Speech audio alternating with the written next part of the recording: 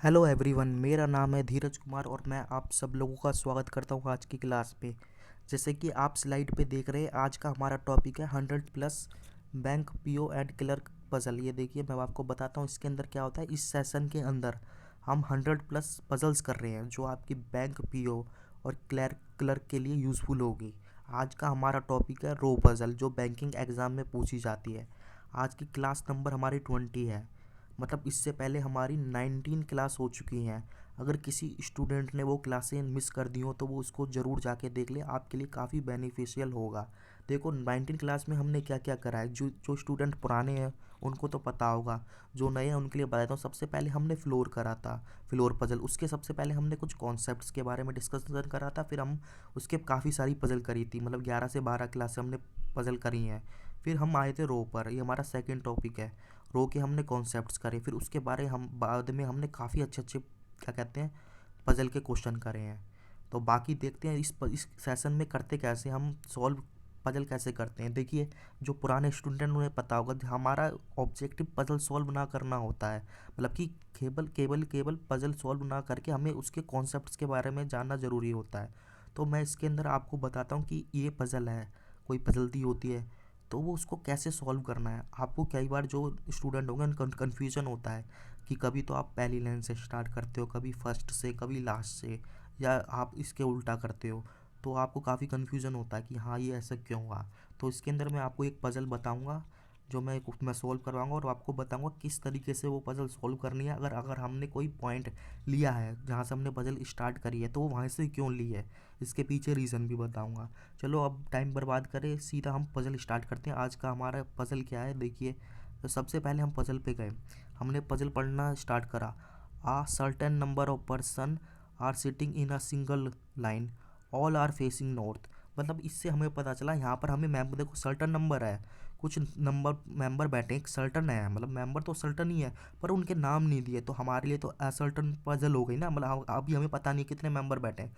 वैसे आपने previous class में अगर मेरे साथ पजल करी है तो उसमें इंट्रोडक्शन में बताता नहीं है कि ABCD 8 person are facing north, है ना, एक रो पे बैठे हुए हैं। पर यहाँ पर तो असर्टन नंबर कर दिया उसने। इसका मतलब है कि असर्टन नंबर और रो ऑफ पजल है। ये काफ़ी अच्छी पजल है और आजकल एग्ज़ाम में पूछी जाती है। तो चलो इसके बारे में हम डिस्कस करेंगे किस तरीके से करनी है।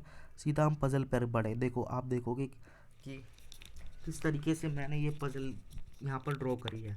देखोगे सर्टन नंबर ऑफ पर्सन, ये पढ़ लिया था, ऑल आर फेसिंग नॉर्थ, मैंने ग्रीन करा है ताकि हमें हाईलाइट याद रखे। अब आप देखोगे कहाँ से स्टार्ट करें। देखो Z third left of x, आप इस पॉइंट को ले सकते हो मगर इसके बाद कोई पॉइंट हो तो तभी यूज़फुल है। 4 person sit between A C and B, ये भी नहीं है, ये भी नहीं है। पर हमें मतलब क्या करना होता है, जब भी आपके सर्टन नंबर ऑफ पजल आए, मतलब सर्टन मेंबर नहीं है, तो आपको फिक्स पॉइंट ढूंढना पड़ता है। कोई फिक्स मिल जाए, या तो किसी एंड से मिल जाए या कुछ मिल जाए। जैसे हम आगे बढ़े, B sit second from the extreme end, देखो ये मिल गया मुझे। जैसे ही मेरे को ये मिला, अब इससे कनेक्टेड पॉइंट मैं देखूंगा आगे है, there are as many person B and N. देखो आगे मिलते जा रहे हैं, कहीं ना कहीं ये हमारी पजल बन जाएगी। देखो इसलिए मैंने ये वाला आपको पजल मतलब पॉइंट लिया है। ये देखो B second from extreme end, तो देखो बी तो यहाँ पर आ सकता है। मैंने माना ये रो यहाँ से स्टार्ट है, ये पहला मेंबर है, और एक रो यहाँ से स्टार्ट है। दोनों तरफ से ले सकते हैं। इसने बताया नहीं ना कि राइट हैंड से बैठना है लेफ्ट से। लेफ्ट हैंड तो ये वो लेफ्ट से सेकंड हो गया, और ये देखो राइट से सेकंड हो गया। यहाँ पर बी आ जाएगा, तो दोनों जगह बी आ जाएगा। अभी इसने बताया नहीं था, ये लिखा था B sits second from the extreme end, तो देखो बी हमारा आ गया। ये देखिए मैंने यहाँ पर ये इम्प्लीमेंट करके दिखाया आपको। बी यहाँ पर भी आ सकता है, दो दो पॉसिबिलिटी बनी। अब आगे हम देखेंगे इससे रिलेटेड कोई पॉइंट मिल जाए। जैसे ही मैं देखो इससे रिलेटेड पॉइंट पे गया तो मैंने देखा सी इमीडिएट राइट ऑफ बी। आप देखो इससे रिलेटेड है ना, तो सी इमीडिएट राइट ऑफ बी, तो देखो मैंने यहाँ पे प्लेस कर दिया। देखो बी ये है, तो इसका इमीडिएट राइट तो यही होगा ना, राइट की तरफ जाओगे, यहाँ आ गया। पर इधर ये बी है तो इधर की तरफ भी जाना पड़ेगा आपको। सारे के सारे नॉर्थ हैं, ये राइट होता है, इधर जाओगे तो लेफ्ट हो जाएगा। तो ये देखो बी सी और बी सी आ गया। अब हमारे पास बी भी आ गया और सी भी आ गया। अब इन दोनों से रिलेटेड कोई पॉइंट मिलेगा तो हम उसे इम्प्लीमेंट करेंगे। हम जैसे ही आगे बढ़े, देखो यहाँ पर था point, 4 person sit between C and B. बाकी आगे भी, अगर आगे हम बाद में पढ़ेंगे, इतना इंप्लीमेंट करेंगे। 4 person sit between C and B, C and B के बीच में 4 पर्सन बैठते हैं। देखो सी यहाँ पर था, पहले वाले में। तो अब वी इधर जा सकते हो क्या, देखो 1 2 इधर इसलिए नहीं जा सकते क्योंकि बी आपको फिक्स दे रखा था, बी फॉर बॉय मतलब कि आपका सेकंड से, तो इधर जाओगे तो रो ही कम पड़ जाएंगी, तो आपको फिक्स है, आपको आगे जाना पड़ेगा। ये देखो आगे जाने के लिए मैंने बीच में 4 मेंबर बैठाए और वी को यहाँ बैठा लिया। अगले वाले में देखो यहाँ पर भी लिखा था वी और बी में 4% सिटिंग सी एंड बी, देखो सी ये है, इधर तो जा नहीं पाओगे, रोई मेंबर ही ख़त्म हो गया क्योंकि सेकंड से आपका बी देखा था सेकंड एंड से। तो देखो कितने बैठाने, 4 मेंबर बैठाने बी के बीच में आपको, सी और बी के में, तो 1 2 3 4 तो इधर आ गया। आप आगे गए, ये देखिए आगे गए, आगे लिखा था who is immediate neighbour of Z, किसके बारे में बोल रहा है, जो वी के बारे में बोल रहा है, तो वी इमीडिएट नेबर है जेड का। तो एक बार जेड इधर आया था तो वी इधर बैठा दिया, एक बार जेड इधर आएगा आपका, अब वी इधर आएगा मतलब वी इधर आएगा तो जेड, सिमिलरली आपकी ये कंडीशन बनेगी। आगे हम बढ़े, जैसे ही हम आगे बढ़े देखो क्या लिखा था, N is immediate right of B, देखो एन इमीडिएट राइट है तो वी तो हमें मिल गया था, इसका इमीडिएट राइट ये होगा, इधर भी वी मिल गया था, लिखा ना, कहाँ लिखा, ये देखो कहाँ पर है, एन इज़ इमीडिएट नेबर था, राइट नहीं था, देखो राइट नहीं था, देखो पढ़ने में मिस्टेक हो गई, इमीडिएट नेबर, देखो वी इधर है तो इसका इमीडिएट नेबर ये होगा ये होगा, तो इधर तो जेड है ऑलरेडी नहीं आएगा तो एन इधर आ गया। सिमिलरली इधर भी आपका क्या कहते हैं जेड था तो एन इधर आ गया। आप इस कंडीशन में भी फुलफिल करोगे तो ये आएगा, मतलब अभी तक हमारी 4 पॉसिबिलिटी बनती जा रही हैं। आगे हम बढ़ते हैं, आगे मैं बढ़ा, देखो ये मैंने आपका ब्लू से हाईलाइट करा, Z third left of x, देखो जेड हमें पता था तो ये थर्ड लेफ्ट है, 1 लेफ्ट सेकंड लेफ्ट एक्स आ गया। यहाँ पर भी देखो इस तरीके से आ जाएगा, आप देखोगे काउंट करोगे 1 left second left third left, यहाँ पर देखो 1 लेफ्ट सेकंड थर्ड और देखो 1 left second left third left, तो इस तरीके से आ गया। अब देखो हम आगे बढ़ते हैं, देखो आगे का हमारा पॉइंट ये लास्ट पॉइंट है, अगर इस पॉइंट को आपने मैनेज कर लिया तो आपकी पूरी पजल हो जाएगी। There are as many person sit between B and N, जितने बी और एंड के बीच में हैं, ठीक है, उतने ही आपके एन और एम के बीच में। मैंने आपको बताया जब भी ऐसा पॉइंट आए तो एन बीच में ले लेते हैं, मगर हम भी हमारे पास असर्टेन नंबर है, हो सकता है इधर मेंबर और बढ़ जाए तो इसको छोड़ेंगे। और लिखा है L fourth from left of M, L है फोर्थ फ्रॉम लेफ्ट एम। अब इन पॉइंटों को आप इम्प्लीमेंट करना, जैसे कि ये कर रहे हैं ना ये तीनों को, तो जब आप इम्प्लीमेंट करोगे तो इस तरीके से करोगे। मेरे पास यहाँ पर डिजिटल पेन नहीं है तो मैं आपको करके नहीं दिखा पा रहा, तो ये देखो ये पॉसिबिलिटी तो कट जाएगी। और अब आगे बढ़ोगे और आगे पढ़ोगे, देखो इस तरीके से प्रीवियस स्लाइड में चलते हैं और देखो, और यहाँ पर देखो ये वाला भी हाईलाइट है, O sits fourth from extreme end sit exactly between N and N X and M, तो ओ फोर्थ है आपका राइट, कहाँ से, एक्सट्रीम एंड से, तो फोर्थ हमने एक्सट्रीम एंड से लिया, इधर से आ नहीं पाएगा आपका।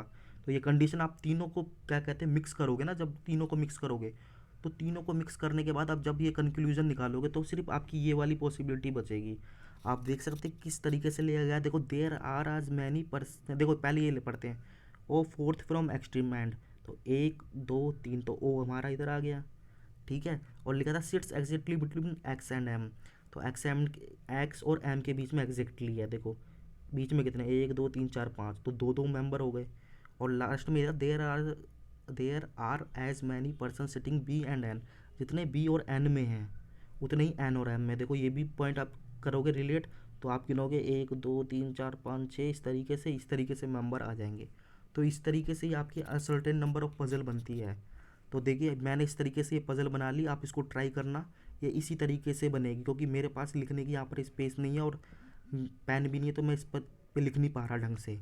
तो बाकी देखो बाकी क्वेश्चन कैसे आएंगे, जब आपकी रो बन जाएगी तो पूछेगा how many person sitting in a line, आपके पास कुछ मेंबर आएंगे तो आप काउंट करोगे 1 2 3 4 5 6 7 8 9 10 11 12 13 14 15 16 मेंबर आ गए। तो देखिए 16 मेंबर है। आगे पूछेगा आपसे क्वेश्चन इसी पे बेस पूछा, who among the following seat person sit second right of V, तो अब वी ढूंढो, वी फॉर विक्टी वाला, तो ये देखो वी है ना, तो राइट के लिए आप कहाँ जाओगे, राइट हैंड साइड पे 1 2, तो एक्स आ गया। अगले हम गए, who among the following sit at extreme and, मतलब एक्सट्रीम एंड पे कौन बैठा है, देखो इधर वाले एंड पे तो कोई बैठा नहीं है तो एक्सट्रीम एंड पे यही बचा, तो एम हमारा आंसर है। नेक्स्ट पे चलते हैं, क्या था, what is the position of C, एक minute, what is the position of C from left hand, देखो इसमें काफ़ी अच्छा क्वेश्चन है, ये सी की पोजीशन पूछ रहा है लेफ्ट हैंड से, देखो लेफ्ट हैंड ही है तो 1 2 3, तो थर्ड है लेफ्ट हैंड से। आगे हम गए देखते हैं क्या था, what is the position of Z with respect of L. देखो इस पॉइंट को भी काफ़ी स्टूडेंट गलत कर देते हैं। आपको देखना है जेड की पोजीशन बतानी है मगर एल से बतानी है, उल्टा भी कर देते हैं कई बार। तो सबसे पहले आप एल ढूंढ लो, एल ये रहा, फिर हमने जेड ढूंढ लिया, तो एल से बतानी है, तो एल से 1 2 3 4 5 यानी कि फिफ्थ फ्रॉम लेफ्ट। ये देखो इधर राइट भी दे रखा है कन्फ्यूज़ करने के लिए। तो देखो इस तरीके से ये हमारी पज़ल, इस तरीके से आज की पज़ल हमारी ख़त्म होती है। आई होप आप लोगों को पसंद आई होगा। अगर ये पज़ल पसंद आई हो तो चैनल को सब्सक्राइब करें और इस वीडियो को ज़्यादा से ज़्यादा शेयर करें ताकि इस वीडियो की रीच ज़्यादा लोगों के पास पहुंच सके। तो अगली क्लास में मिलेंगे हम एक नई पज़ल के साथ।